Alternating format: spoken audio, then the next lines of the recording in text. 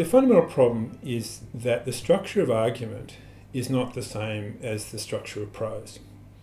Prose is one sentence after another. Yes, you can break it up into paragraphs and chapters and so forth, but it's fundamentally one sentence after another. Argument is not one premise after another. Argument has a deeply different structure. It has a kind of network structure, if you like, a kind of graph structure. In technical terms, the structure is a high graph structure. So it can't be represented by any simple graph structure. What we do in argument mapping is we approximate the high graph structure of argumentation with variations on tree structures. But we're quite aware, at least the theorists of argument mapping, I think, are quite aware that the actual underlying structure of argumentation, of complex arguments, is not strictly reducible to tree structures. Even if it was, tree structures can't be mapped directly onto prose, which is a sequential structure of one sentence after another. So the reason it's so hard to understand arguments as ordinarily presented in prose is that what you have to do is reconstruct in your mind a set of relationships that is presented in a way in prose that disrupts those relationships. This is very challenging to do. People do it very, very badly. To give an anecdotal example of this, in workshops we've often, we used to run a series of workshops, 3-day workshops on the John F. Kennedy assassination, using the Oliver Stone movie, where he's got about a half-an-hour sequence at the end where he lays out the case that there was a conspiracy to kill JFK. So we have participants who are often, quite, high-level academics or lawyers, quite public servants, professional people, well-trained, compared with the general population in argumentation. We say, okay, well, you've just heard this argument laid out in verbal prose, right, in speech form. What do you think the argument is? And we get them to actually try to replicate the argument, to lay it out, to tell us, well, what are the bits and how do they fit together? And it's a total mess. There is no clear understanding of the argument that was being presented. You can go from group to group and see fundamentally different renditions of the argument. And also you can see that huge amounts of the argument is just missed out completely. People just don't get it. The enormous parts of the argument are just lost, not in translation, but it is lost in communication. So standard ways of presenting arguments are very inefficient. They impose enormous cognitive burden on ordinary human minds. And consequently, our performance is very poor, our disagreements are endless, and sometimes this can have utterly catastrophic consequences if we can't come to rational resolution. There are other reasons why we can't. I'm not saying this is the only reason, but this is certainly an important factor. So argument mapping tries to get closer to the actual, in a visual form, closer to the actual structure of argument, to relieve the mind of the pressure of trying to maintain this complex structure in short-term memory, which it effectively can't do.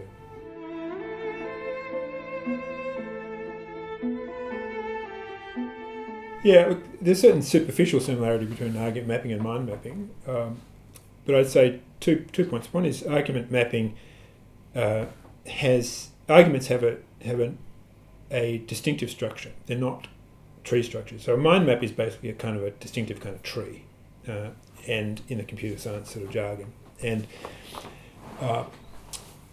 you can do a simplistic representation of arguments using tree structures, but you can't actually adequately represent the real structure of what we call compound arguments, multi-premise arguments. You can't adequately do that in a simple tree structure. So that's one point. There's a fundamental limitation in the tool. But secondly, argument mapping has a distinctive set of concepts and rules and principles that you observe. So mind mapping is a very general. You can mind map just about anything, right? But argument mapping is for mapping arguments, and to get arguments right, you need to understand the structure of arguments and what are the principles that make the difference between a good representation and a poor representation of arguments. So it's much more rule-bound or principle-bound than mind mapping.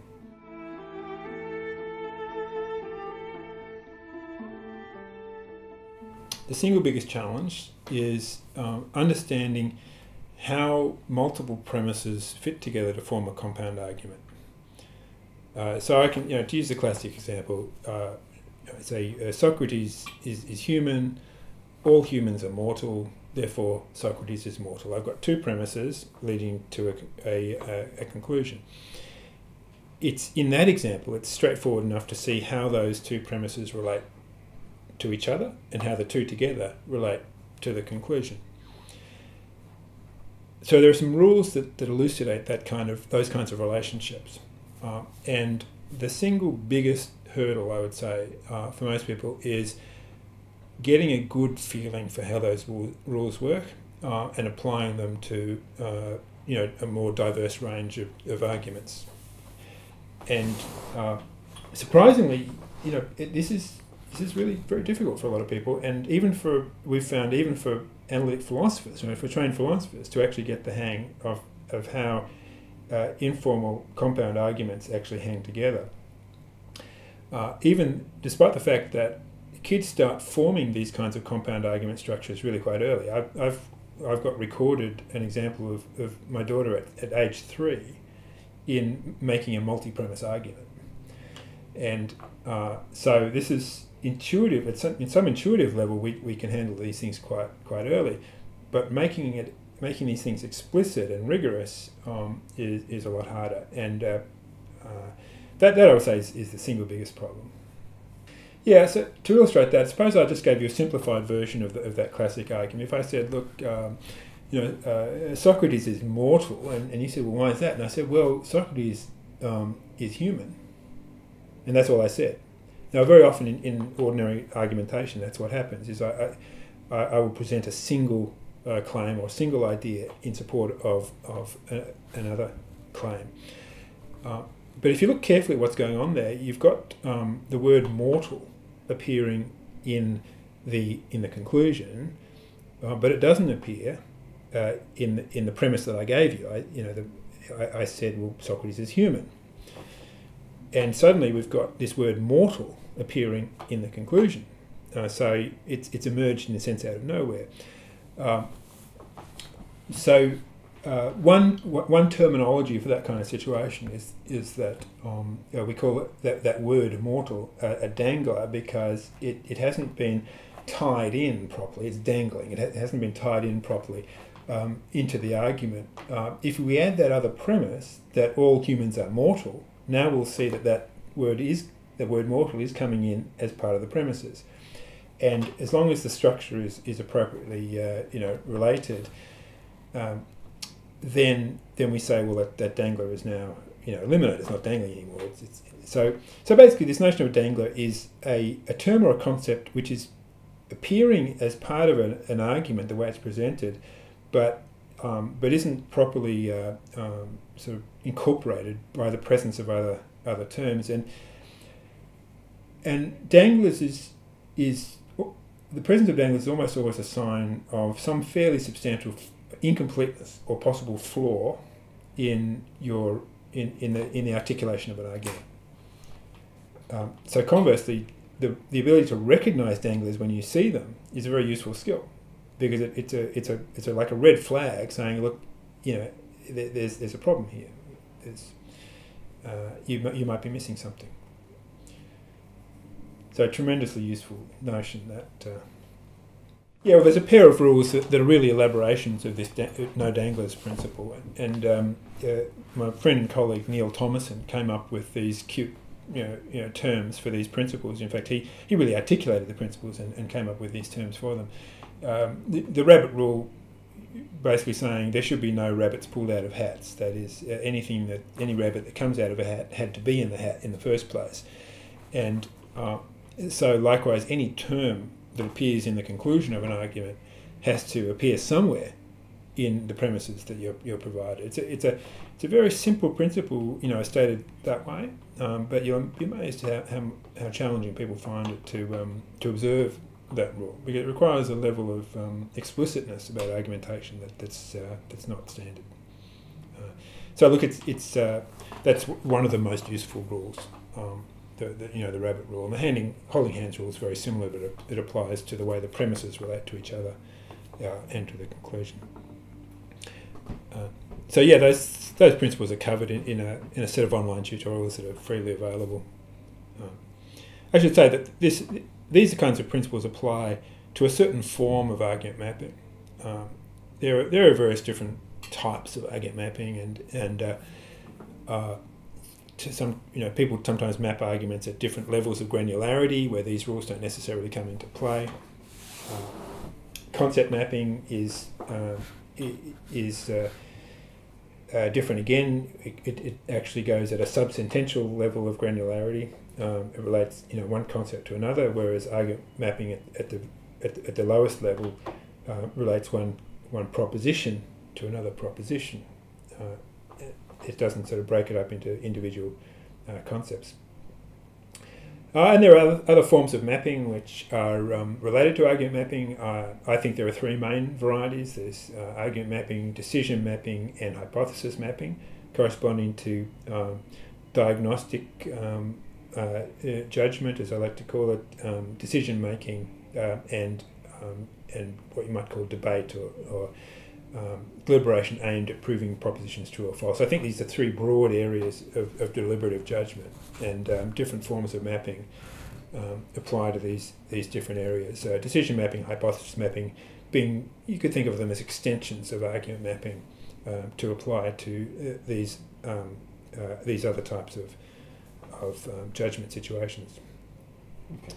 Yeah, so it's fairly fluid. There's a lot of different varieties of mapping activity which are closely related to each other. And as in so many areas of life, it's it's choosing the right tool for the job. It's horses for courses, that sort of thing. We subsequently developed the decisive software to handle the three main varieties, and a few other things thrown in there as well. But decision mapping, hypothesis mapping, and argument mapping are all things you can do with the decisive software. So it's a more general and in that sense a more powerful software package.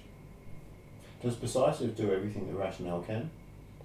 Pretty much. Look, there are some fine nuances of functionality in the way rationale allows you to manipulate argument structures, but to a first approximation, I'd say decisive is kind of a superset of rationale. Look, earlier I laid out the fundamental proposition. And here's why argument mapping, ought to augment human intelligence, because of the complexity of arguments and the power of visualization to help us cope with complexity. The reality is that there has been no great uptake of argument mapping methods, and if they were as wonderful as they seem to be, then you'd think that people would take them up a lot more. And so what explains this? Partly it's that the tools still aren't that great, and I talked about that earlier. But partly it is also that argument mapping requires a distinctive skill set. Just as there's a distinctive skill set involved in using Excel to do complex calculations, built on a more generic skill set involving understanding numbers and numerical operations and so forth. So there's a skill set associated with argument mapping. It overlaps, but it's not the same as the skill set involved with being good at argumentation. And in order to get the benefits of argument mapping, you actually have to acquire enough of that skill set. And what argument mapping tends to do is that it exposes just how sloppy and ill understood arguments generally are. And for a lot of people, this is a bit of a revelation and also really quite disquieting. there's a way of engaging in argumentation, a certain level of skill at which people engage in this, which is the way people are accustomed to do it all their lives. They know how to play that game, and for a methodology to come along and say, well, actually, this is the level of the game could be lifted, a whole level, but you'd have to actually be a lot more clear and precise and analytical, and that is often not a welcome message to a lot of people. But even to somebody who is positively inclined in that direction, there's a problem of getting sufficient level of skill. And my favourite example here is windsurfing. I don't know if you've ever tried windsurfing, but there's basically beginner boards and there's advanced boards. And a beginner board is a nice big board that you can stand on in flat water, and you can sort of pull your sail up and in a gentle breeze, and you can get going. And because they're big enough to support you, they tend to be slow, and you can't get a good performance out of a beginner board. If you're at all serious about windsurfing, you've got to graduate to more advanced boards, ones that won't support you if you just stand on it, and where you have to be actually moving, just like a water ski. You actually have to be moving for a water ski to support you. And the problem there is that it's very difficult to actually get going on an advanced board. You have to do something called a water start, where you're basically in the water and the wind picks up your sail and pulls you up onto the sail, and it's all in one motion. You get going. Water starting is the fundamental gateway skill in windsurfing. It's a lot of people learn it, but it's really very very uncomfortable business, because you're half drowning when you're a klutz, when you're a basic windsurfer in the water start, and a lot of people just never get beyond. They never make it past that grade. They're perennially in the beginner phase on the beginner boards. And I think that there's a reasonable analogy there with argument mapping, that there are certain kinds of skills and concepts that you've got to master in order to actually get the benefit out of the tool. And it's about as much hard work as learning to water start in water skiing. I think to pick up those skills, you've got to have a similar sort of level of dedication. But there's a big difference, which is that if you're a windsurfer, you can see advanced windsurfers and you can see them speeding along and having a great time. You say, "Wow, I can see what I could do if only I could get on my board. If I could do water starting." And that's very inspiring. Whereas in argument mapping, it's not so obvious. It's not as immediately visible, right? What the benefit is from having this higher level of facility, that comes from mastering the tools, and so it's not as easy for people to get inspired, and a lot of people don't. They never actually really acquire the skills, and the tools just fall by the wayside. So that's the deep problem for argument mapping. It's a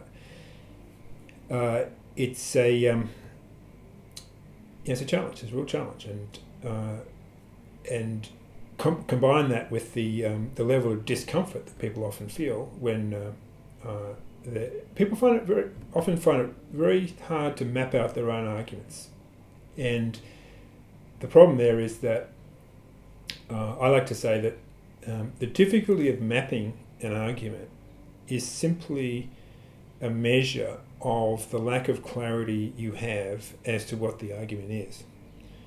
Right? If you are clear about an argument, it's trivial. Ordering a set of boxes and arrows, to represent an argument, if you know exactly what the argument is, right, is really straightforward. But it's almost never straightforward in practice, and that's because most of the time our level of understanding of arguments is much less than we think it is. So it becomes difficult, and when people find that something they used to think was relatively straightforward is much more difficult than they thought, they tend to blame the tool, not their level of understanding. So So argument mapping faces a lot of hurdles, a lot of challenges, which is one reason. We use it ourselves. We use these methods, in our consulting business, for example.